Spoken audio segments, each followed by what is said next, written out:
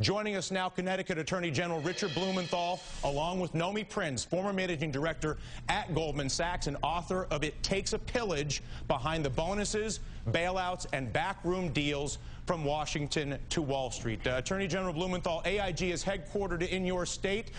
Also, there are many pensioners in your state, teachers and others, who may be buyers of these exploding bonds. Are you okay with a financial industry that makes exploding bonds and then bets they will collapse with AIG, which is headquartered in your state, and then the U.S. taxpayer is blackmailed into paying out 100 cents on the dollar? Are you okay with that? Well, Dylan, that is certainly a rhetorical question because, as you know, I have been extremely critical, to put it mildly, of AIG, of Wall Street for these credit default swaps and the way they have been used non-transparently, very opaquely. And what we have here is, as you put it well in your analogy, not only building a car or, use another analogy, a house that's doomed to fail and then profiting by betting against it, but also enabling Paulson, according to these allegations, to select the bonds that he wanted to bet against and then failing to tell the abacus investors, the ones who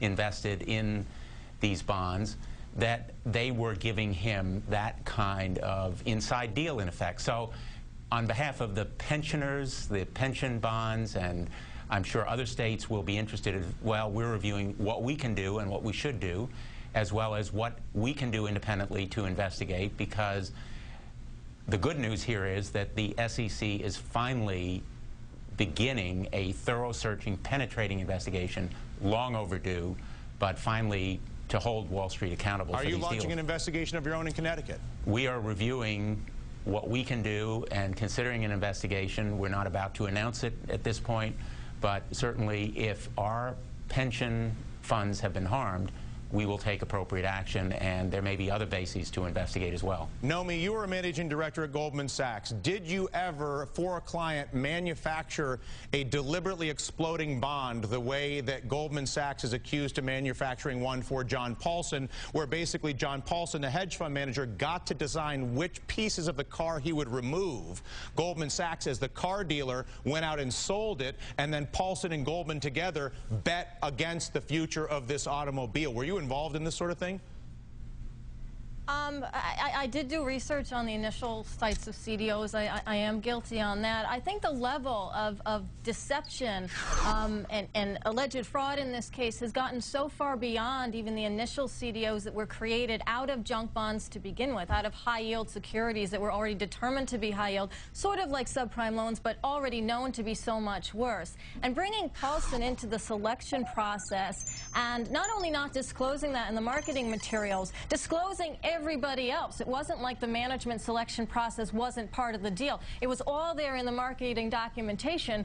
He just wasn't in the marketing documentation. And that was a huge, huge omission. And it's not just in that deal. I am sure, you know, as you mentioned before, there is an investigation which has taken 3 years, but as there's further investigation into the largest CDOs with the largest equity participants and the largest hedge fund buyers and the largest pension buyers and everything else, that we're going to see a whole slew of all the frauds that come into play, because deception is what makes these things work. The whole idea of selling a bunch of junk that is comprised out of a bunch of junk by its very nature is deceptive. And Goldman, or any company, whether it's J.P. Morgan, who was involved in CDOs, or Merrill Lynch before it became part of Bank of America, all of those companies who are involved in the creation of these CDOs play all sides, as former Governor Spitzer mentioned in the comment that you ran. And because they play both sides, there is ample room for deception. There's ample incentive for deception. There's been a huge transfer of wealth in this deception. Everything that Paulson made out of this particular charged abacus deal was lost by the pension funds and the municipalities and whoever else invested in it. It was a zero-sum game. It was a direct transfer, collusively and hiddenly, of wealth. At what point, Richard Blumenthal, do we see criminal charges? I think that the claims of fraud here, and those are the civil charges in this SEC lawsuit, would entail probably at some point consideration of criminal charges, but they will also lead, Dylan, I think, to the United States Congress adopting the kinds of reforms that are absolutely necessary, and again, long overdue, to make sure that these derivatives are sold in a way that the public knows about them. In this instance, what a classic illustration of how secrecy can breed fraud and deception. And so I think But it's worse than that. I'm sorry to interrupt you, but if you look at what they were doing, or what they stand accused of, manufacturing a deliberately exploding bond or car on purpose. John Paulson in the room saying, hey guys, let's design a really fancy red Ferrari, a really high-yield AAA bond, and let's sell it to the teachers' pension fund because they're underwater in their state, so they'll buy anything with a yield. Making that choice and then screwing up the car where John Paulson gets to pick which pieces of garbage to stick inside of it so that it explodes, and then going to AIG in your state and betting that this thing's going to blow up, then bringing the entire country to its knees in order to facilitate the payout, and watching the American taxpayer pay completely 100 cents on the dollar all of AIG's bets that were made with Goldman Sachs on behalf of John Paulson and other clients. And we haven't seen a single criminal investigation, and we're working 2 years on as we watch record profits come out of these banks. Is this simply, Richard, because the money that comes to D.C. from the banks is so much? I mean, I look at this, I'm just looking at the president. $1 million to Barack Obama in 2008 from people identifying Goldman as their employer. That is more than any president, any politician in the history of the world. $344 million going in lobbying this year. These people have a scam where they sell cars that explode, bet they're going to explode, get paid off by the taxpayer, and then take the payoff and send it to politicians to make sure they are able to continue to do this. Yeah, I believe it's why 4 out of 5 people aren't Republican and 2 out of 3 people aren't Democrat, because no one is dealing with this, Mr. Blumenthal. How bad does this have to get until we can address the reality of the scam that is being run against the American pensioner, homeowner, and average taxpayer by bankers and politicians? Well, the simple answer to your question is that the facts, as they've been alleged, could well give rise to criminal indictments. I say as a former federal prosecutor. As a state official, as you may know, we have been largely preempted in the securities area, which ought to change as well. So explain what that is. Explain, because there's all these little legal changes that were made in D.C. that have castrated attorney generals like yourself across the country to do anything about this, much the way Eliot Spitzer was able to do 10 years ago. What was the legal change that was made in the federal government to make it impossible for somebody like you to do anything? Well, the legal change, and I would respectfully stay away from the word castrated. I've understood.